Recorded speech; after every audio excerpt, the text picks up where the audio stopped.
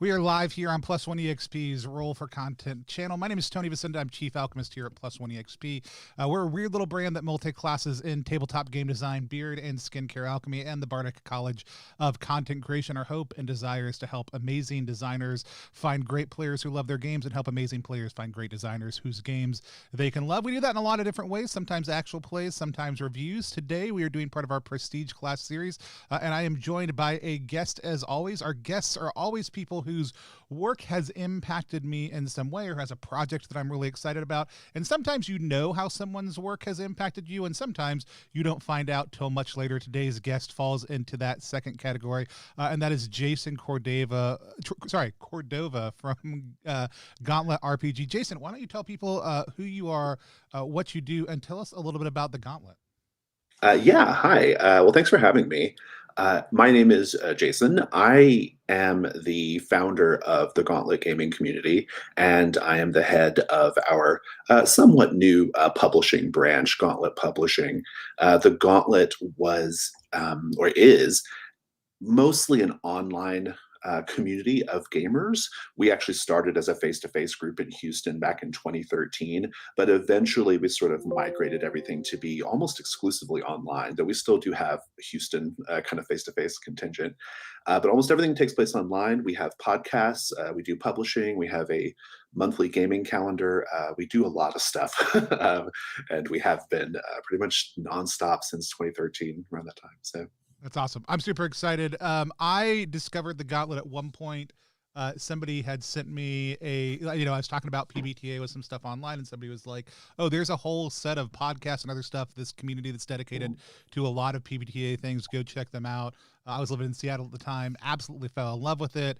I loved a lot of the conversations that was happening. The podcast are really where I first dove in. Tried out the forums, but then found out that through your Patreon, y'all have had a Slack channel, and so I immediately hopped out of that because Slack is up all day long in the background for me. It's a phenomenal community. I don't get to play Gauntlet games as much as I would like because we're oftentimes playing games on this channel, but I do get to sit down and play sessions on a fairly regular basis.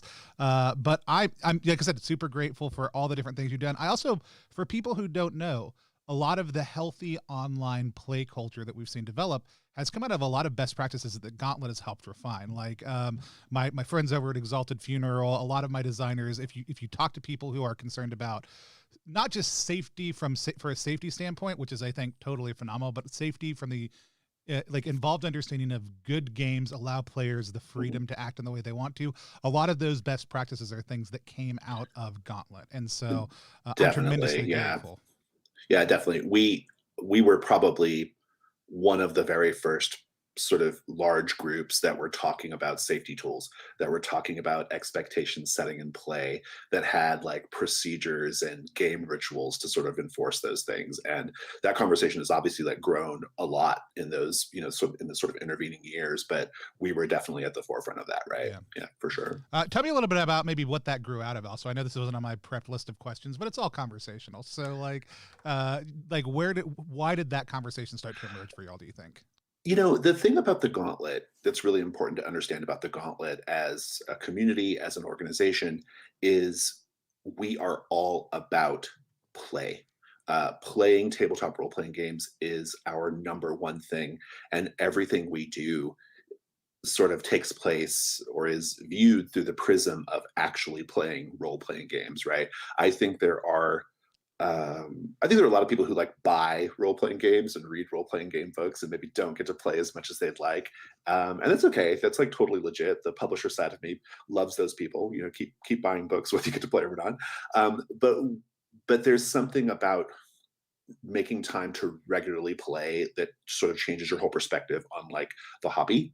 And I think because we've always been so play oriented, pretty much from our inception, I think that we just naturally sort of started to develop a certain type of play culture and develop certain types of expectations and found a need to solve certain types of problems we were running into at the table, right?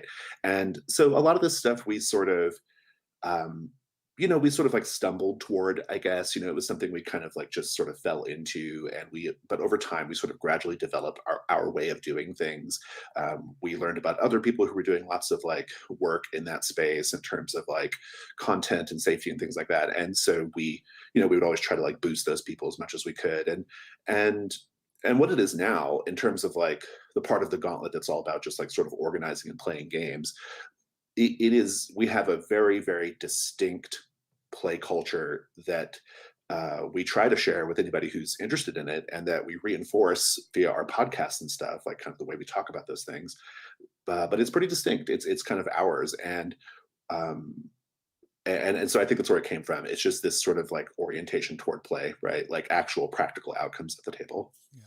Which we talk about in design a lot. Like lots of people are like, well, you're always designing the game you want to play. And I'm like, well, that's kind of true for some people. Sometimes that's the game you're designing. Other times you're designing for the group of friends you play with. Or Hmm. some, like my approach is always, what's the experience I want people to have at the table? Right. And that's what I'm designing. Like I'm not designing an abstract theory of design that may be beautiful, Right. but also functionally when they get to the table, it's like, what do we do now? I want games that people can lean into, feel free to tear up, scuff up, make their own, and take ownership of. And that's a different way of thinking about even design from that standpoint.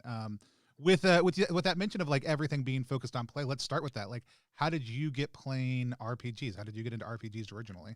Yeah. I started playing role playing games in the fourth grade, which would have been like in the very late 80s, like 88, 89, something like that. And what happened was my dad used to take me to this comic book shop in Oceanside, California, and it's not there anymore, sadly. And one day I was there and they had the Marvel superheroes role playing game, which was this was like the sort of boxed advanced version of the Marvel Heroes game, right?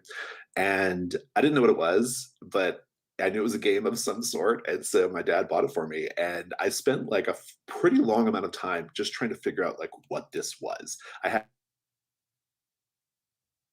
Oh, looks like we lost Jason. Let's give it just a second. Oh, we got some movement. oh hi, can you see me? Yep. Sorry. No, you're good. You said so. You said you spent a lot of time figuring out like what this even was. Yeah, I didn't even know what it was. Like, I didn't know what a role playing game was. I'd never heard of Dungeons and Dragons, or I maybe had heard of it, but I didn't really know what it was. I was young, and so an older kid came over and basically taught me the game and ran it for me, and I loved it, and I haven't really looked back since, to be honest. So That's awesome. Tell me a little bit. So you started with Marvels. Like what else? What other major systems have been a part of your play journey? well, so right after Marvel, I very quickly moved on to AD&D 2E. 2E was my main system growing up. I played it all through high school, and and I think like kind of intermixed in there were things like Shadowrun, Rifts, the World of Darkness games, like all that stuff was kind of mixed in there. But 2E was my jam, you know. So and I actually those sort of memories of playing 2E have had like a really big impact on how I play today. I actually skipped third edition. I skipped fourth edition. I skipped the whole D20 era. I missed a lot of stuff in the aughts, like Fate and all that kind of stuff. Like I missed all that. And because I was kind of not doing role playing games during those years. And so when I came back to role playing games, I wanted something that was a little bit more like how I played role playing games when I was playing 2E, which was a little more freeform, a little more theater of the mind, right? And so that's how I kind of got into indie RPGs. That's awesome. No, and I love that jump from like, hey, I'm into the OSR. I was playing old school games, not OSR games. I was playing old school games, and when I came back, that meant I wanted indie and not fourth edition, fifth edition, third edition. Like the Yeah, granular yeah. I just I games. just missed I basically missed like 10 or 11 years of the hobby, um and I'm okay with that because I don't know, like I just think the hobby wasn't doing what I wanted during those years. I was doing board games more, but when I came back, I had this just like different kind of perspective and like what I wanted out of a role playing game, and so I discovered like what at the time were very like super niche indie RPGs like The Shop Alhiri Roach by Jason Morningstar and things like that, right? Which were so enticing to me, and they had these like really slim rule sets, but they kind of knew what they wanted to do, right? Like you think about a game like My Life with Master by Paul Sega. That is a game that does one thing. It tells one story and it does it really well. And so that's where I was at and kind of what I wanted out of a role playing game. I didn't want a system that did everything. I wanted a system that told like one story. And so that's when I started to discover indie RPGs, because I think that that was a sort of a forge impulse, right? Like this idea of a rule set being very finely tuned to tell one type of story. So. That's awesome. And like, I know we usually kind of tilt into design here. We've talked a little bit about the Gauntlet. How does that play into the Gauntlet getting started? Like, tell me a little bit about that story. Yeah. So, like I said, in 2013, so it actually kind of existed as a Google Plus group before I found it. It was defunct. It was totally inactive, but it was in Houston, and and it was a place where theoretically people organized face-to-face games. And so I came to Houston not having a group to play with. I moved there for my job at the time, and I was really into these indie RPGs, and there was no one playing that kind of stuff in Houston. No one. I mean, no one. It was Pathfinder, and there were some very crystallized, like kind of old school groups that weren't taking new members, right? And so I just needed someone to play with because I was really excited about this. I kind of discovered these games where I had moved from, and I was ready to continue playing. And so I just posted on this G Plus group called the Gauntlet. Um, I said, "Hey, I really interested in playing these games. Like, this is the game I want to play. Is there anyone interested?" And one of the members of that small group was like, "Yeah, I'll play. I've got some space at my office park, and we can meet on Friday nights and play." And I was like, "Cool." And so we did that for a while. Like every Friday night, we went to this office in downtown Houston, and we played indie RPGs, and it was great. And then that sort of became kind of like a twice a week thing, and then eventually a three times a week thing. We started to get like small sponsorships and things from local places, and have like sort of like more formal places to meet, and it just kind of kept growing and growing. And then eventually podcasts happened and all that kind of stuff. So the Gauntlet existed as a sort of defunct G Plus group, but like the Gauntlet as it is now was sort of what we started in 2013, a small group of us. So That's cool. No, I'm excited to hear more about that as we kind of go through. But let's talk a little bit about getting into design. So you played games, you've got the Gauntlet going on. How did you start to? I mean, like, there's a level at which anytime we sit down to play, right, we're doing some level of design. sure. But Yeah. when did you actually start to get into design a little bit more intentionally? Yeah, that's interesting because that's new for me, right? Right. I have not personally been. I mean, so I had published this. Well, I don't even want to say published because that really wasn't what it was. It was I slapdash together this mystery game back in 2015-ish or so called Public Access, and there are some people who've actually played it. It was talked about at one. What's that big UK convention, Dragon Meet, I think. It got some play there, but it was called Public Access, and it was this mystery game inspired by creepypasta stories, like Candle Cove and things like that. And basically, you played these people who were remembering this effed up children's TV show on public access TV, right? And so they were like, so you played these people on a forum trying to like figure out what was really going on with this weird children's TV show that only ran for a few episodes, right? And the game was not good. It was bad. We had fun with it, but it had no design chops. It had no um I don't know. I was not really in a place of like understanding like the importance of having a design goal, the importance of doing playtesting, the importance of doing this and that. I just wasn't really in that headspace. But it was my first attempt at actually writing something, and but I never gave up on it though. Well, I gave up on public access, but I didn't give up on the idea of eventually wanting to write like my perfect mystery game.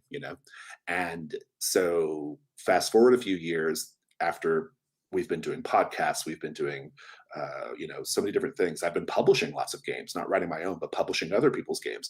And I finally decide I'm going to go back to this idea of what I consider to be like, I want to make the best mystery tabletop role playing game I can make. That was the very first topic on the Gauntlet podcast, was mystery role playing games, episode number 1, right? It's a super important topic to me. And so I started working on The Between, this was in like late 2018, play tested that for a while, put it on pause to work on another game called Brindlewood Bay, which is a game about elderly women who. It's so good. No, I'm just, oh, we'll give Jason just 1 second. Let's see. You froze at just the perfect moment. Okay, are we good now? Or We're good now. Yeah, I'm trying to see if there's still a bandwidth mode on here. I don't know if there is. This is why I need to switch over to Zoom. All right, we're good. Let's just keep on going. So you would put it on pause and started working on Brindlewood Bay. I did, yeah, because I needed to sort of solve a problem in The Between that I was having, and so rather than like rewrite The Between 10 times, I decided to make a smaller version of The Between, mechanically smaller anyway. And so tell us about the theme also, because I think that's what you were leaning into. So Brindlewood Bay is a game of elderly women in a New England town who are investigating murder mysteries, a la the TV show Murder, She Wrote and other cozy murder mystery shows. But while they're investigating and solving these murder mysteries, they also become aware of like a sort of like dark cult conspiracy taking place in the town, and so they eventually have to face that cult, right? And so that's what it's about. I like to say it's Murder, She Wrote combined with The Shadow of Her Innsmouth. That's kind of my little tagline. And yeah, so I wrote Brindlewood Bay basically as kind of a sketch to work out a problem I was having with The Between, and got that sorted out. And now The Between is almost done. So having incorporated some of the learning from Brindlewood Bay. So. Yeah, and Brindlewood Bay has a really like interesting resolution mechanic that I love, and I love a lot of the games that have grown out of that. Where and one of the things I love the best about it as a GM, how you run a mystery game is oftentimes the hardest thing to crack, right? Brindlewood Bay approached that in a kind of unique way. Would you mind talking about that? Yeah, so I have a lot to say about mystery role-playing games. I'm not going to go into all of it right now because I'm sure we don't have the time. But in my opinion, they don't traditionally feel like you're actually solving a mystery. There are lots of games that do lots of really good things, and they claim to be mystery role-playing games, but I don't think they really feel like a mystery. And a lot of where those problems come in is the games they require too much prep, which means they're just inconvenient to play. That's just a major problem, regardless of how they feel. Or they have this like problem where the players decide to go investigate place A, but the clue is in place B. And the mystery literally can't move forward until they go to place B and get the clue there, right? And so what my mystery system does is it sort of deconstructs the idea of an investigation and really makes it more of kind of an emergent mystery. The mysteries in Brindlewood Bay and The Between don't have canonical solutions. They have clues, and you can find those clues wherever you're looking, but it's ultimately up to the players to sort of come up with a theory of what they think the solution to the mystery is. And in this sort of discussion of that theory, it's like you're actually solving a mystery. And so that's what it is.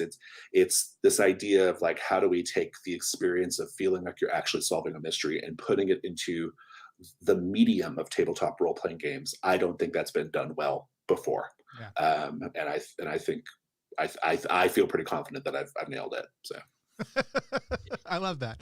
Yeah. No, and having played it and having played some of the other games that come out of Brindlewood Bay, like we just finished up the playtest for Apocalypse Keys, which uses that same system and is an absolutely phenomenal game. Also, but you know, like it was really funny having some friends who had playtested Brindlewood Bay who have very different opinions. So they're like, well, no, I thought the end was this and you thought it was that, and you just rolled well and I don't like that. And so it's just like, I mean, and maybe you don't, and there's going to be different people who have different feels, but for me it felt way more natural. And I think again, as long as players have what's our goal at the table in mind, how are we building this collaboratively, how are we working towards this unified expression, you're still going to have different takes on it. You're not going to end up all the times with conflicting things, but that's also a real thing. Like people have different feelings about things, and I actually really enjoy the tension that can create. I don't know any friendships that have been ruined over it or anything else like that, but it is really fun to see the excitement that people will have around somebody proposing their theory and rolling well, and it being successful, and then being like, "Well, that's not what I thought," which I just think is it's a great thing to have a conversation about after the dice are down, which I love. Any game you can sit around and not talk about like, oh, how lucky was I that we rolled that way, but what were your thoughts about this, or what did you think was happening, or all these. That's a great post game conversation that I love seeing when play opens up different things Well, and I should around that. mention that I think there are mystery games that came before my game that do really great things in the mystery space. My criticisms are mostly leveled at like very traditional role playing Right. games that do mysteries like Call of Cthulhu. But there have been other like indie and story game mystery games that maybe mystery isn't the main function of the game, but they have like a nice little mystery hook in there. McGay Baker's Run was super influential on Brindlewood Bay because it has this like kind of collaborative, emergent mystery quality to it. Um, uh, Josh Fox and Becky Annison's Lovecraft-esque is kind of in a similar vein as Brindlewood Bay. It's not a GM and players type game. It's more of a GM-less kind of experience, and I think it's much more looser as far as like how the mystery sort of happens, but it has a lot of those like similar like kind of collaborative mystery elements, and so everything builds on everything else, right? But I ultimately wanted to make the mystery games that I wanted to play, Right. and No, so I love that, and I also think you did an absolutely phenomenal job with it. And I know tons of other people, again, thank you. not just players, but other designers who have picked that up and run with it, who feel the exact same way. No, I remember I'm a huge GURPS fan from way back. It's the first system that I cut my teeth on. And I remember reading GURPS Mysteries when it came out as a supplement. It's got tons of great GM tools for how you run a mystery game, but at the end of the day, it's belabored by the problems of a traditional game system and Mhm, the fact that, yeah, like you as a GM can just move things around, and you should be ready to if you're running it in a mhm, game in a traditional setting. Like just be prepared. And some of the plot structure things in there, absolutely great for any GM running a mystery game. But it's also not a system I would ever run a mystery game in, right? Like even right, loving it as yeah, much as I do, it's just not the one I would pick up. Now, if I was running a GURPS campaign and wanted mystery, that's when I would break it out and say, how am I doing these pieces, right? mhm. But it's not designed for that. And I think people should also play systems that are designed to do what they want to do. And so, Yeah, I think that's absolutely right. I mean, we see this all the time on Twitter, right? Like, here we're gonna do high school romance, thing in D&D, and it's like, there's like 20 games that do that better than D&D. I understand like people always wanting to like do everything in their system of mhm, choice. That's personally like it's very antithetical to my personal sort of like approach to role playing games. I certainly understand that as a sort of impulse, but yeah, I don't think it's always the best outcome. yeah, no, I was playing one of my games, and my players were like, Beards and Beyond, and my players were like, we want to play in a noir today, and I was like, well, crap. I mean, that's fine, like, because the system will totally support it, but now I actually have to figure out noir and mystery procedures for this game because that's not what Hmm. it's intended to do. But if that's what Hmm. you want to play, and that's what we've sat down to agree to play, we're gonna do it. And luckily, it has clocks and other things built in where it's like Hmm. I can easily fudge this into an Oh actual yeah, mystery instead. yeah, But it's yeah. also not. It wasn't what I was designed to do at all. Right. Yeah. And there are a couple conceits within the system that kind of allow some very player breaking abilities that just don't support that type of vibe. But I was like, sure, we'll Hmm. try it because I love a challenge. But yeah, you've got to pick the things that actually match what you're looking to do. I think, and so no, so let's talk about Gauntlet Publishing. So you founded the Gauntlet, and now again, there's the community side of things. It's huge. It's big. There's tons of games being happen. The online, the Gauntlet Open. I'm trying to think. Gauntlet Gauntlet Community Open Open Gaming Gaming Weekend. Weekends, uh, Right. which always just gets shortened into four letters. Weekend. Chicog. Yeah, and so our phenomenal events. There's games that are happening all the time. There's pickup games that are happening. There's tons of great conversations. But Gauntlet has started publishing not just any small number of games, but a lot of games have grown out of that community of play. Tell us a little bit about what that evolution was like and your decision to kind of move over onto the publishing side of things specifically. Yeah, well, so the thing is, it was kind of an accident. The What ended up happening was around late 2016 or so, really kind of pushing it. Yeah, it was like late 2016. Everything was kind of humming along. We had like podcasts, we had the big community calendar, we were running games, we're doing different things, and it was starting to become very expensive. I was having to pay for everything out of pocket, and I was not happy with that. And so I was like, okay, we have to have a Patreon because we have to pay for this stuff. Like, we just can't keep doing this. Like, worth me paying for all of it. And so we set up the Patreon. But before we launched the Patreon, I was determined for the Patreon to have something else for patrons. I knew in order for it to really take off, there needed to be like a thing, you know? I mean, people say all the time, oh, yeah, I just want to support the podcast or I want to support this or support that. But at the end of the day, I think people always want something, right? And like a thing they can hold, or in this case, digitally hold. And so I was like, okay, well, we're going to do the Patreon. And as a sort of bonus for Patreon supporters, we're going to put out a little magazine and we're going to call it Codex. And it's going to be short. I was determined for it to never be more than 10 pages. And it was going to have Dungeon World stuff, like Dungeon World magic items and things like that. We were really into Dungeon World during those years. And it's going to have, maybe a little Urban Shadows thing, a little this, little that, very PBTA focused, but it was going to be short. Um, and so I began collaborating with Ollie Jeffrey, who you may know as uh, uh, he got a start with us, but he went on to publish games like Quietus, and I think he has a Kickstarter launching for Extreme Meat Punks Forever pretty soon. Just And did Night Rains and Quest and 2, I Night Rain, think. that was a Also at Sinister Beard on Twitter. So I mean, how could we not be aware of that magnificent beard? But back in the day, it was him and me, and we were making Codex, and so basically he did the layout and I commissioned some art and I did most of the writing at that time, and we just put together this little zine, this digital PDF zine called Codex, and people seemed to like it. And so we just committed to doing that every month. And for a long time, we hit it every month. There was a brand new issue, and it got bigger and bigger. It ballooned. Some of the later issues have been like 70, 80, 90 pages. Like they've really gotten quite big. And um, during the pandemic, we haven't been hitting it every month, which makes me sad. But like during the pandemic, everything just takes twice as long. Like it's Right. hard to get anything done. But we're still making an effort to get them out there for Patreon supporters. Patreon supporters from way back in the day still get it at the price they got it back in 2016, right? Despite the fact that like it's so much bigger now. But yeah, we've just tried to. Yes, that's where it came from, and so Codex was it was sort of our entree into publishing. We learned how to source artwork. We learned, we started putting together contracts. We learned putting, uh, just managing IP and like all this other stuff. Like we sort of cut our teeth on Codex and made our connections with writers and things via Codex. And now many role-playing game writers and artists that you love they got their start in Codex, right? And now they're out there doing their own thing. And so that's really how we got started. And then we made the decision to start doing big standalone games like around 2018 or so, 2019. And got started with Hearts of Wulin, later Trophy, and hopefully we'll have physical versions at some point of some of these newer games like Brindlewood Bay and The Between. So. Yeah, but it's not just the games that y'all put out. Like Codex, like you mentioned, a lot of people have gotten their start there.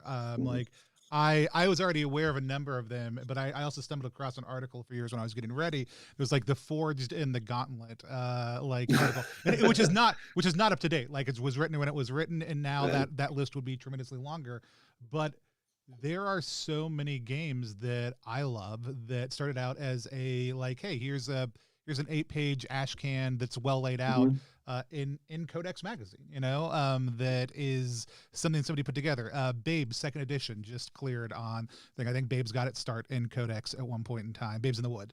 No, So, that didn't. was it not? No. Okay. No. But there's any number of them that I know we could rattle off, and you would do better than I did because apparently I just got No, it's okay. I mean, there's a lot, right? I mean, right. Codex is a lot. We've probably published, if I had to just like throw a number out there, we've probably published 100 or more like totally original games, Yeah. and probably 400 or more like supplements for existing games. I mean, there's a lot of material in there, and a lot of it's still, I mean, even the older stuff, a lot of it's very evergreen. It's still really, really good. Like there are some LARPs in the older issues that are fabulous that people still play today. Um, Certain games, like one of the games that more recently sort of like took on second life was Alexi Sargent's game. Back again from the broken land. Yeah, yeah, Back Again from the Broken Land, which is really wonderful. And he and Leia did a sort of like kickstarted Zine Quest version, which was awesome. So I mean, things, there's things like that, right? Some of Ollie's stuff from the Codex is like made it into like a more like sort of separate thing. The thing that we do with Codex on the writing side and on the artwork side too, but it's less like important there. But on the writing side, our sort of thing is the author retains ownership of the piece, right? Like we don't get any ownership of it. We're just paying for the right to publish it in Codex, right? And so people very often take the thing that started in Codex and they sort of put it on their itch.io or they do something new with it, So Yeah. Which, let's talk about that for a second, because it's a different model. Like, I mean, not in, I think in indie RPGs, it's not as uncommon, but a lot of times when somebody's like, if I commission you to write a dungeon or an adventure or something I'm going to stick in one of my books, then I've paid you for it and I'm going to own it. Right. It's very uncommon for artists to do that. It's even less common for artists to own their work if somebody else commissions it outside of the RPG sphere. So you also are, have some really intentional ways that you are paying and promoting women and non-binary creators, as well as trying to raise the bar on a lot of other things with what you're doing for Codex. So tell me a little bit about the decision to let people retain ownership. Like, I think it's a great thing. I'm not challenging it in any way, no, shape, or no. form, but it's a Well, choice. honestly, it mostly just came from the fact that I initially treated publishing as just like a side thing for the Gauntlet. It was not our main thing.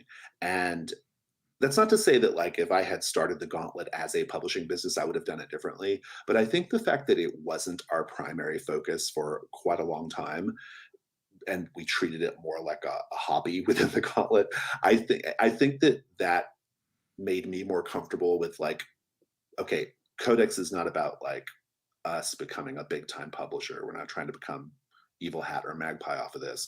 This is just something for us as a community. And so why not like have it just be a platform for people to like cut their teeth, to get, to see their work in a polished form and to inspire them and motivate them to go on to do something better, right? Which is what it did.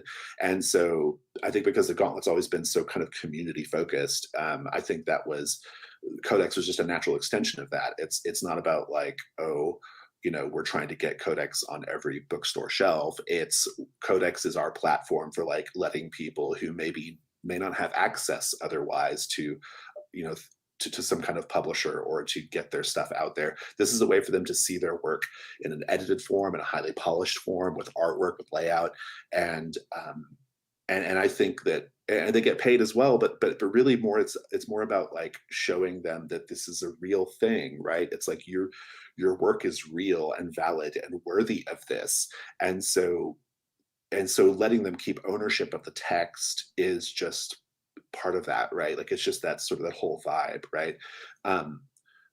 So that, yes, that's always been the case with Codex, and we've maintained that. That's still the case with Codex, 5 years later.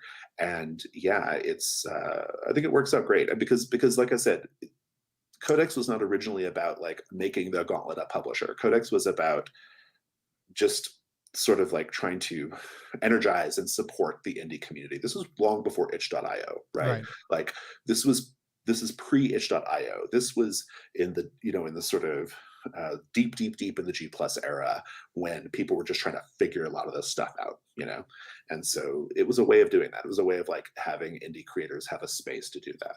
Yeah, no, and like I said, it's such a huge thing, and it's been such a help to so many people, again, to see that. And a lot of times, like, I feel like the number one thing we struggle with, I was talking to somebody about this the other day, like I'm helping somebody publish their game, and I'm very, very excited about it.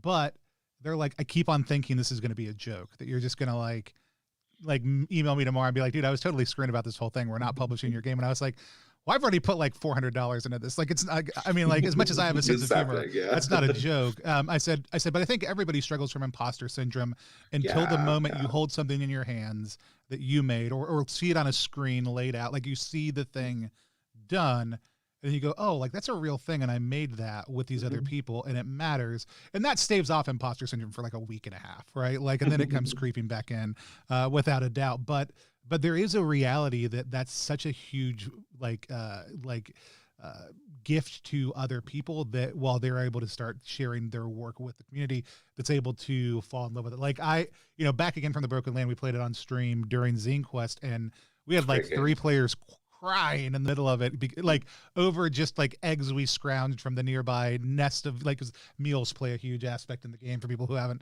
played it, go watch it or go check the game out. It's absolutely phenomenal, and it exists in the world, and then now in a more substantial way because of Codex, because Alexi and Leah had that space to be able to put it out there, and share it in a way that resonates with a wider group than just whoever is following them on itch or social media. Well, and that's the thing, right? I mean, all of our publications come with the bonus of a large group of people who are excited to play it, right? And that's a big part of it, right? I mean, it's not just that like we make it look nice, it's that the Gauntlet community wants to be supportive and they'll play your game, right? And and maybe they'll help you play test it before it's released, or they'll definitely play it after it's out. And you have a space where you can go and talk about it, right? So I think that's a big part of it, right? Like it's you know, the thing about the indie scene, right? When I entered the indie scene, this was in the G plus era, and at that time, the sort of ethos was the indie game designer, like the auteur indie game designer, right? Like that was the thing, right? It was this idea of there are certain people who we valorize because they are so good at designing role-playing games. And if I say their name, you know what I mean. And that's great for trying to build up a particular type of scene, right? Initially. But it starts to become a burden when only that small group of people are able to like get on store shelves or able to get their work out there, right? And so a lot of what I try to do in the Gauntlet is to sort of say, okay, maybe maybe the creative process is not, you on an island doing it all, right? Like maybe the creative process is all of us. Maybe the creative process, play is part of that, right? How does play affect the creative Right. process? And so we really kind of like shifted the conversation to be more about like the experience of play, and orienting everything towards play and focusing on play and not personalities, Yeah. right? And so yeah, and then Codex was a natural extension of that. It was like a sort of tearing down of what I used to call I used to call it the same 5 white guys, right?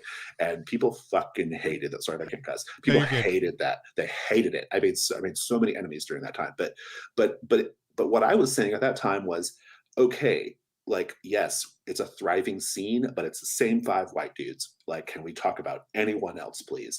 And no, at that time during that, it's different now, but back then nobody wanted to talk about that, right? Nobody wanted to like upset that system. Nobody wanted to rock that boat. And and that's what we did, right? We started rocking that boat. And so yeah, I like where it slots into the sort of overall development of the indie hobby, right? And now you have itch.io, which is just completely uh just a whole new thing that sort of burst into the world and completely changed like the indie scene, right? And that's also important. I mean, things like this just happen, um and yeah, it's exciting, right? And it's cool. Yeah. No, well, some of the other people will constantly bring up like, well, should I put it on Drive Through RPG or itch? And I'm like, well, I mean, both is the answer to that question. Put it up on both, and people will buy it wherever they buy it. Just don't sign the exclusivity agreement on the one that asks you to do that, and you're set. But also, if it's an indie game, like put it on itch, and if it's a trad game or OSR game, like put it on, like Drive Through RPG for sure, because each have their own ecosystem. But the reality is, I buy OSR stuff on itch all the time now, and I'll go, and sometimes indie games are only on Drive Through, and I'll buy them there. But the reality is, like that it has completely democratized in a very new way what's able to be Yeah, it accomplished really has. in the We haven't industry. we haven't made the journey to itch yet with our stuff. There's lots of like publishers from our era who have not made it to itch yet, like Magpie, for example. Right. And I think it's there's different reasons for us. We have different business reasons for not doing it yet, because we have different established relationships with drive-through, which are not easy to discard. But but I definitely see the appeal of it, right? Like I could definitely see that there's a certain direction there, right? I would like for the itch.io, like both as a platform and as a scene, to sort of mature a little bit. Like I think there's like a sort of maturation process which has to happen, right? Yeah. And it will, and that's exciting. It'll be exciting to see that. But yeah, I just where want the interface on Drive Through RPG to be better. boy, tell me about it. Not, I mean, like I know the people at Drive Through really well. They're actually they a lot of their offices are in Houston. I know them well. That like the but I get you. Like it is a like trying to send an email and putting an image in it is so hard on Drive Through. It is the worst. The Sinister Beard themselves says it does not have anywhere near the same football as Drive Through RPG. I hate almost everything about Drive Through apart from how many copies I sell there. 100%. Like it is a much larger, and it is a place people go for RPGs. Itch is a place that has RPGs also, and those are two very different realities. And so, as much as we are champions of Itch and Itch funding and a lot of other things on the channel, there are significant drawbacks to those, and they're not intended as pushbacks on anything. And there are really great integrated things, like sending a notification out on Itch is actually kind of a pain in the ass. Also, it's easier on Drive Through. It just is harder. It's harder to set up, but it's actually easier to know that somebody sent you an email when it comes from Drive Through RPG. Yeah, it sends me notifications all the time, and I don't know whether they're important or not. Yeah, I mean, I think Itch is awesome. I mean, I think Itch is obviously the future of indie RPGs, right? Like, it's definitely where everything is headed. For us, because I think like when you have like an established sort of like customer base and an established like, you've got your mailing list, you've got your relationships. Like, it's not super easy to always like make transitions to other platforms, and that's just something we have to kind of deal with. There's also just the fact that I don't have a lot of time personally, right? Because I wear all those hats, right? Right. But it's a cool, interesting space, and and I think that is the future of the indie scene, and it's fun to watch, and we cover it right on the Gauntlet podcast. It gets covered every week, and it's fun to kind of see all of that happen, kind of from a different perspective, right? It's fun. Yeah, and I also think some of the community organization things on Itch, like the jam feature, some of the other pieces, the ability to mess with the CSS if you want to do some unique things, do minor web rings and some other pieces, are really one of the major advantages that it oftentimes brings. Before we switch over to talk about Trophy and a couple other things, so Starlight 2 just came out. I asked before I did this, but I just want people to get a chance to see a little bit about how beautiful this issue of Codex is. Do me a little bit, talk about Starlight 2 and what people can expect from it. Yeah, so right now Codex's focus is we try to have one original game per issue, and then we have like 2 or 3 sort of like supplementary things for things we're publishing right now. That's Trophy and Brindlewood Bay. And then we have the sort of famous miscellany feature at the very end. And so the sort of like standalone feature in this issue, there's actually 2 original games in this one. One is called Snipe Hunt, which was written by my friend David Lafreniere, and it's about a teenager who takes a group of kids into the forest because their town is being invaded Red Dawn style. And so he takes them into the woods to keep them in the woods on a snipe hunt so they don't go get murdered by the Russians or whatever, right? And then we have another original game, which is a spin-off of Brindlewood Bay called Bed, Breakfast, and Beyond, which is it's Brindlewood Bay, but it's about an elderly gay couple who are running a bed and breakfast, and guests keep disappearing from room 3. So they have to figure out what's going on in room 3, what cosmic weirdness is going on. And that was written by Chris Bissett and Alicia Furness. Yeah. And then we have, I think we have a trophy. There's a Trophy Gold incursion in there that I wrote called Temple of the Peerless Star, and which is a play off an old Dungeon World thing we did a long time ago.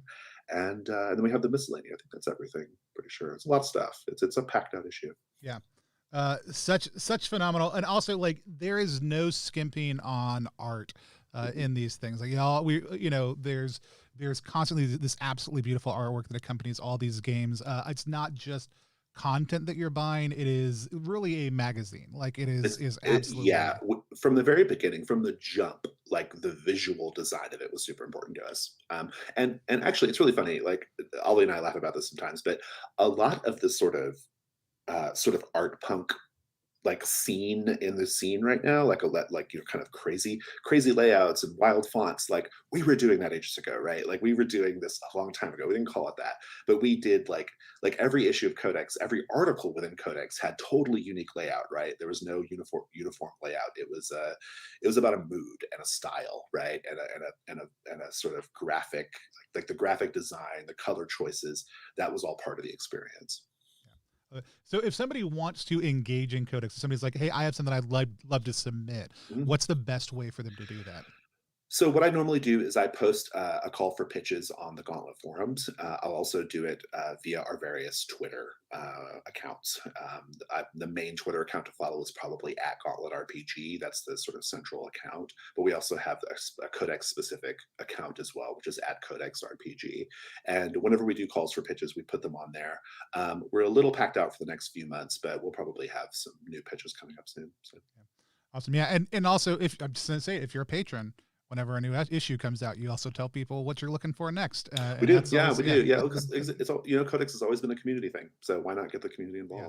involved? So no, I, like I said, absolutely love it. Now, that's Codex. That's a lot of where the publishing came out of. But again, we've talked about, there are a lot of games that have come out of that, specifically Hearts of Wulin. But I want to talk about Trophy, because Trophy is a huge, big, gorgeous. I mean, I don't know how hard Hearts of Wulin was, but Trophy feels like another level of Mhm. production and publication. So for people who aren't familiar with Trophy, tell us a little bit about the game itself, but then tell us a little bit about what goes into the actual publishing process for a Yeah, game like that. that's great. Thanks. So Trophy is a game by Jesse Ross. Um, it was originally published in Codex back in 2018, and back then it was just called Trophy. And it's a game about a group of doomed treasure hunters trying to reach the heart of an ancient forest that doesn't want them there. It's a game of fantasy horror. It truly is a horror game. It's a game of fantasy horror, and the idea is we're going to play this. We're kind of playing the end of these characters' stories, right? Like they had a whole life leading up to it, and we're watching the very end of their story, and it's going to be a rough end to the story.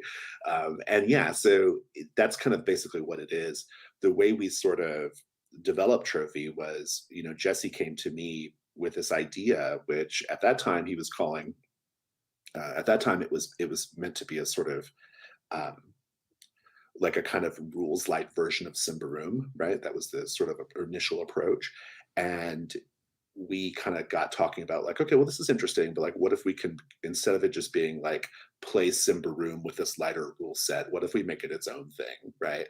And so we started to sort of develop like an original setting for it, right? Which existed kind of loosely for a long time, but there was a setting there, and it was mechanically inspired by Cthulhu Dark, a game that I love, that Jesse loves. And so we sort of used some of the Cthulhu Dark mechanics, used a little bit of stuff from Blades in the Dark, and sort of created this like very nice rules light system, which I think is great for telling horror stories. Personally, I think it's a really good horror system. And yeah, it was, and like I kind of alluded to earlier, Trophy is very much a creature of the Gauntlet play culture. I mean, everything about the Gauntlet play culture is baked into that game, right? It's mechanized and codified into that game. And so if you follow its procedures, carefully, you're kind of getting that kind of Gauntlet gameplay experience, right? Which we're so proud of. And and so yeah, it's a great example of like what a game looks like that started with a lot of people supporting it, right? Like it had a base of support before it existed, right? And we just sort of published stuff for it every month in Codex, leading up to another game called Trophy Gold, and which is a more traditional fantasy version of it. And then we ultimately did the Kickstarter, which was a great Kickstarter. We did really well with that, and now we are doing our best to get these books finished. So But it is. they are a huge, and like I said, there's no skimping on the art in Codex, but there's also like, it is not just, again, text. It's you've created a Beautiful. very Yeah. trim system, but Gorgeous. you have you had at one point recently dropped the numbers on Twitter or somewhere, like hundreds of pieces of art were We're commissioned commissioning for. 400 pieces of art for Yeah, these. It's three books to be fair, but yeah. like yeah, it's and a deck of and several decks of cards, but in total it's like 400 pieces of art. Yeah. Yeah, and I gave plenty of money to the Kickstarter during the Kickstarter, and then I gave more in the pledge manager because apparently We appreciate that. I didn't give enough during Thank you the for your support. Kickstarter for sure. Yeah, I got at the archivist level because I knew I wanted everything, and then I was like, "No crap, I want those cards and those coins also. Yeah, Like, just give me just go everything." all. And so I added on the extra pack, because I knew from the get go, like, first of all, community I loved. I'd been able to watch some of the development happening, and just absolutely loved the designer. Absolutely loved what I saw going into it. But also, like, the thing I love about it is by the time a game from Gauntlet makes it to that, just like you were talking about, like, it's been played by so many people, so many ways. Like, I was making my predictions for Zine Quest 2, part of our Zine Questing series. I was making my predictions about what we would see a ton of, and what I did not expect, and what we did see a good number of this year, and I think we'll see more and more coming out, are rooted in trophy games being released during Zine Quest. Even though the main game itself is not technically like out yet as a book, right? Like, the reality is people already knew the rules, already had played it, already were in love with it, and there have been so many great games. That came out of that, both just incursions, like the essentially adventures for it, but also things like Token that I can't wait to sit down and play, a two player game about a hunter and the monster that they hunt, leaving Well, and there was a small ton of stuff trinkets in for each other. ZQ1 too, right? Yeah, ZQ1 had a bunch of stuff. I mean, it was probably arguably even at least the same size as ZQ2 stuff. I mean, it was what I think is so great about what we did with Trophy that I think was it was smart from a business standpoint, but it was really just something we wanted to do, which is Jesse and I said, okay, how do we like encourage community creation and more than just encourage community creation because there's loads of games that do that, but how do we invest our resources into community creation for the game, right?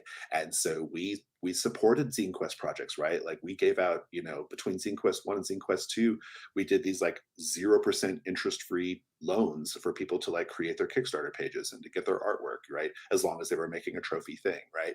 And so that's why a lot of that ended up on Zine Quest because we sort of like put our money on yeah. it. And said, Yeah, I like, mean, here, I like, please shared it go out make because it this, was, I was Yeah. like, if you're planning on any one of these, because I think this year was like Hearts of Wulin, Trophy Incursions, And and if Riddlewood Bay, yeah, you can do any of those. like, Yeah. if you're doing that, we've got these small like loans we'll Mhm. give you to get Yeah, just get some graphics and other stuff artwork and set get up. some maybe you need a copy of Affinity or something like whatever you need, right? You can spend it on whatever you want. The ZQ2 loans were bigger than the ZQ1 loans, like because we had a little more money to play with, and and we also did the contests for Trophy, right? Like we did the Trophy Dark writing contest, the Trophy Gold writing contest, and those were huge investments of time and a little bit of money with the prizes, but the payoff for us was it got people really excited about Trophy, and so people wanted to know what Trophy was about. And yeah, it was totally worth the sort of the investment of time and money to like sort of foster and nurture that community, Mhm. right? It was and it's fun. Like we just Jesse and I really love it. We have such a great supportive Discord for Trophy, and it's been fabulous. Yeah. No, there are, and it, like, for me, I think there's a lot of people who will, like, hey, I want to publish a game, so I need to build community around it, right? They Mhm. understand that reality, and at that point, it's actually almost too late because at that point, you've actually Right. commoditized Yeah, it's the hard. reality Yeah. of it. Y'all really were focused on, we have a great community, and that community is creating things, and how do we take that community and then build it into a platform to do good things. It's a lot of what we try to do here at Plus Mhm. One EXP, but obviously, like, when we started, we already knew we wanted to do that. We also put out games, and so Mhm. there's always then the figuring out: does this person actually care about a community, or is this just all a sales and marketing tactic? Is a sales pitch. And so Yeah, yeah. And it's tricky, right? I mean, we've had people over the years who sort of enter Gauntlet spaces, and it's pretty obvious all they really want to do is just promote their game, and that's okay. Like we don't like necessarily not want you to do that, and I actually am not super involved in the community side as much as I right, used to be, so I don't really even know how that goes anymore. But back in the day, that's the way it was. And what I think is, for us, it's like, yes, we really want to help you with your game. Like we're glad you're here, we're excited about it, but can you, play some games with us, right? Like maybe sit down and play with us for a little bit. Maybe play somebody else's games and see what you think about that, and then we'll play your game. Like you have to kind of. It's like any kind of community or like a subreddit or whatever. Like you don't get to just go in there and start pitching. You Right. have to kind of integrate a little bit, right? And I think that, for example, I think that that's what Alexi and Leah from Cloven Pine have done a Oh, they're fabulous they're job of, right? phenomenal at it. Yeah. They have integrated themselves into the community to where they are supportive of the community. Like they show their support for the community, and so the community supports them back, Yeah. right? And And that's again, important. I'll be very clear. Like for Lexi and Leah, it's because they love the Gauntlet, not because they want to sell games. Like, Right, well, that's what I mean. Like yeah. that's what I mean. But but once you sort of like have that connection, you kind of have the space to sort of say, "Hey, this is what I'm working on. What do you think?" And people will want to support it, right? I say, oh, I would say, oh, we're very lucky that we just had this built-in community for trophy and whatnot, but it wasn't luck. It was like a lot of work, right? I mean, we built this. We built our podcast network. We built the calendar. We did all this stuff, and we work at it. And I'm not saying that like it's what we did was exceptional, but it is that if you take that marketing angle, it's a lot of work, Yeah. right? And you have to have you got to have help. Like it's hard to do on your own. You got to have some help with it. You have to get people invested in it, and it's challenging, but I think there are ways that you can sort of short circuit the process a little bit. We have ways. Codex is a great way, right? Like if you got involved in Codex, you automatically get some of that Gauntlet love that comes with it, right? And I think now, for a lot of indie designers, that seems to be like itch.io, game jams and like different things, bundles and stuff. Those are all great ways of tapping into a community, right? I mean, it is, people say, like you said, people say it all the time, like you have to have a community around your game. And I think you do. Not everyone does, but I think a lot of people do. And there's lots of ways to do it, right? We have our way that we did it, but like there's lots of ways of going about it. Well, and I do like I will say I do think it is exceptional, not only because I think it's an exceptional community, and it's fine for you to, to politely not pat your own back, but it is exceptional in the fact that again it's that reverse. It was we created a community and then started publishing things, and that is you're not the only ones who did that, but you did it incredibly well. That focus on play, and And then that's the thing, the right? natural things that evolve out of that. Because again, once you've sat down across the table from somebody and played games with them, you have a very different like. There's a sense of intimacy that comes from play that nothing else in the world gives us. It helps create trust. It helps create like even good work is play to a large degree. Like you're trying to work on a goal together, and hopefully it's fun in the process, even though some parts of it may be hard. And Gauntlet's focus on that really has become a hallmark of things. It's brain trust, which gets mentioned on here a whole lot, like as a community does the same thing. Like it is a community that is focused on like supporting and building each other up. When Yeah. you build those types of communities, you start to invest in each other. When you sit across the table, all of a sudden, like, yeah, maybe I don't want to play that person's game, but I will because I actually really enjoy spending time with that person. And then, oh, now I'm having a good time. Or, oh, like, actually, this is good and I want to support it. Like, I just said yes because I wanted to play with you. Like, now I'm actually invested in this in a completely different way. And so I love that understanding of like, regardless of what you're trying to do with your community, it has to be focused on investment. Community building is more than just how do you galvanize your backers before you hit launch on your Kickstarter. Right. Um, Yeah. Yeah. Yeah. It's so and like I said, and not everyone has to do this, right? Like some people they just catch lightning in a bottle, and that's great for them. right. More power to them. But I think most game designers, even just a small group of dedicated players, if you can kind of foster that, you're in so much better shape than everybody else, Yeah. right? So. Yeah, I love it. You tweeted like maybe earlier this week, maybe into last week, and I think this kind of sums it up. You talked about the industry relationship, how important relationships are in the industry, Yeah. and you were somebody responded, and you were like, "I'm actually just talking about all industries. Like this is just an industry Oh yeah. non-specific Yeah. statement. Like you have a background in law, and you said you would take people out to lunch and you would watch how they interacted with the wait staff because you were getting a microcosm experience of Mhm. how they treat the wait staff at this restaurant tells me a lot about how they're going to treat certain clients, certain vendors, certain people, and whether or not this is somebody that we really want to be in a relationship with long term. And I think, in a lot of ways that sitting down and playing a game with somebody experience, when I sit down and play a game with somebody, I know pretty quickly You based on do. that Yeah. person's play You play really do. proclivities, like, Mhm. hey, do I want to design something with this person? Do Mhm. I want to do like play this person's game in the future? Do I want to, like, a lot of those things become very clear very quickly when you're sitting down at that table, because the focus is taken off of relationships and people who naturally include that and everything they're doing. It becomes very clear who those people are and who those people aren't. So Yeah, I agree um, 100%. Yeah, so absolutely. well, you said it, so I'm glad you I just think that there's like I think it's very easy on the internet to treat everyone like an avatar on the internet, right? This is very easy to do. And I have always, because I'm so community oriented, because I'm so let's sit down and play a game oriented, um, I've always done a lot of mentoring, both in my day to day, my day job, professional life, and then also in role playing games for that matter. And I've always just appreciated the sort of idea that, the people who you are um, arguing with and fighting with on the internet are maybe not that way in real life, right? And everyone deserves a little bit of grace, and everyone deserves a little bit of like charity when you interact with them, right? And so I've always just tried to conduct myself that way.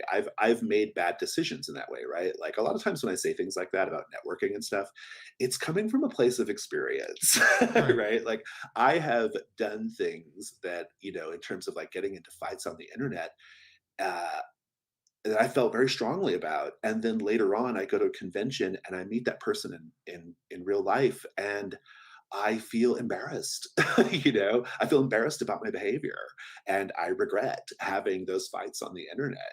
And so I think just a lot of times, like for me, it's like, hey, I have been around this bend before, and you can, maybe just you know find out where charity and grace fit into your your way of interacting with Yeah. people Yeah, and like, so yeah, I mean, like, I got bit a couple weeks. Like, I have a positivity, but I agreed with somebody, not seeing all of their tweets about an issue. I Mhm, agreed with somebody, and because they were expressing feelings, and I'm like, feelings are always valid. They may be, your mhm, perspective on why you feel that way may be completely off base and maybe absolutely jaundiced and maybe 100% toxic. But if you're feeling that way and you tell me you're feeling that way, I'll say, like, I'll believe you. I'll believe that you're feeling that way. And sometimes affirming those feelings mhm. can be perceived as support, when for me it's just a flat statement of, like, yeah, man, I get that feeling. Like, I Yeah, understand that yeah, feeling that you're having because I felt that way before. And but also then, like, saw that person's third tweet and was like, oh, never mind. Like, that was an over that was yeah, an yeah, overstep. And when they asked me, like, hey, how do I make it back from this, because they kind of realized they had overstepped, I was like, it's hard work. Like, mhm, you gotta not make excuses. You gotta not equivocate. You gotta, like, figure out a way to be in a relationship with that person or write off their relationship. Like, you may have burned this one too bad, and there may be a level at which trying to solve the problem isn't going to help. You just need to give it time yeah. and space. But I said, overwhelmingly, own it and do the work to do better. Like, I like, just that's think the that, that's the for me, it's very in Gauntlet spaces, we used to have this like idea where, okay, we're all interacting via chat program. We don't always see each other face to face. We're not always playing a game together. Mostly we chat with each other. And the sort of standing rule was read everything in the most charitable way possible.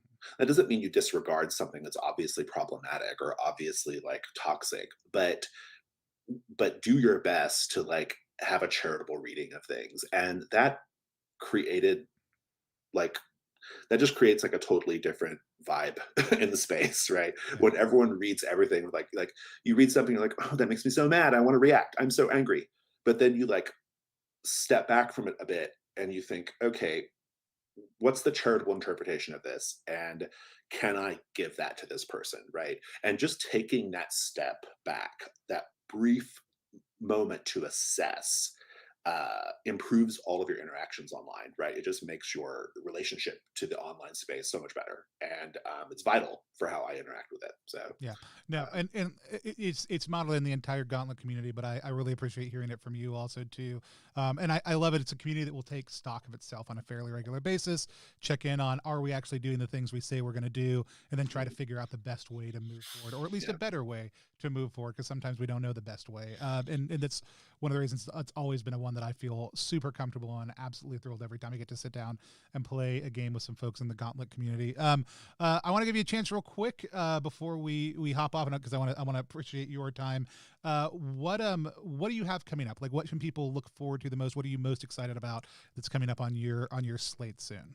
hmm the biggest thing is the Between, which I mentioned earlier. The Between is a game of monster hunters in Victorian era London. It uses a Powered by the Apocalypse chassis, but it's largely based off my game Brindlewood Bay. It's kind of mystery focused. I have been working on it since late 2018. I did take a year off, but for a while I was pretty heavily working on it. And that'll be on the Gauntlet Patreon probably in days. It should be out like in maybe 5 or 6 days, and it's like all of our releases via the Patreon. It's not like the final release. It's a sort of like very polished beta, right? Um, but we'll do it like we did Trophy and Brindlewood Bay. Like we'll keep developing it, keep releasing stuff for it, like through the months that come. But you can kind of get in on that by joining the Gauntlet Patreon, which is at patreon.com/gauntlet, and $6 gets you the whole game. It'll be 15 on drive-through, so you save a little money if you get it on Patreon. And like I said, I think that'll be out like June 1st at the latest, but probably hopefully sooner.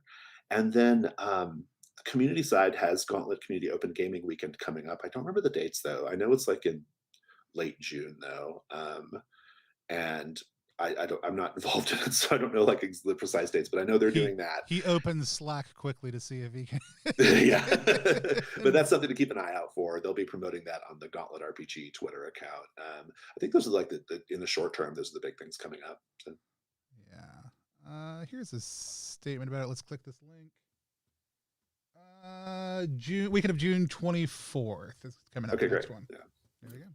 Awesome. No, I like I said, I'm a huge fan, longtime supporter of the Gauntlet, huge fan of everything y'all do. I also just want to also throw out, it's one of the content y'all create in collaboration with the community. The podcast specifically is another great example of something being created that absolutely helps reinforce when you want to go to publish. Here's a great platform for sharing and talking about that information. But I just want to stress, like, I love that it came from just a desire to talk about games, to play games together and everything else.